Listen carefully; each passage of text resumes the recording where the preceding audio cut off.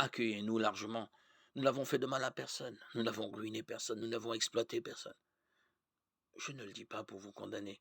J'ai déjà dit et redit que vous êtes dans nos cœurs, à la vie et à la mort. Devant vous, j'ai une grande assurance. Pour vous, j'ai un grand sentiment d'orgueil.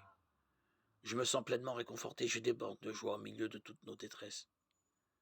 En fait, à notre arrivée en Macédoine, nous n'avons pu trouver aucune tranquillité. Mais c'était à tout moment la détresse, au dehors des conflits et au dedans des craintes. Pourtant, le Dieu qui réconforte les humbles nous a réconfortés par la venue de Tite. Et non seulement par sa venue, mais par le réconfort qu'il avait trouvé chez vous. Il nous a fait part de votre grand désir de nous recevoir, de votre désolation, de votre amour ardent pour moi. Et cela m'a donné encore plus de joie. En effet, même si je vous ai contrarié par ma lettre, je ne le regrette pas. Et même si j'ai pu le regretter, car je vois bien que cette lettre vous a contrarié au moins pour un moment, je m'en réjouis maintenant, non pas à cause de votre contrariété, mais parce que cette contrariété vous a conduit au repentir. Car c'était une contrariété, selon la volonté de Dieu, si bien que vous n'avez rien perdu à cause de nous. Car une contrariété selon la volonté de Dieu produit un repentir qui mène au salut, et l'on n'a jamais à le regretter.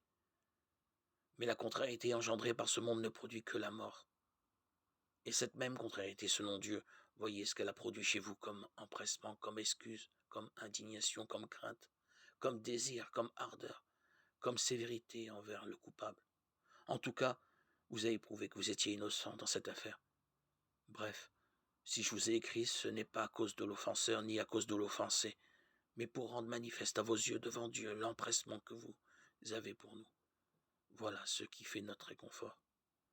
En plus de ce réconfort, nous nous sommes réjouis encore bien davantage à voir la joie de Tite. Son esprit a été pleinement tranquillisé par vous tous.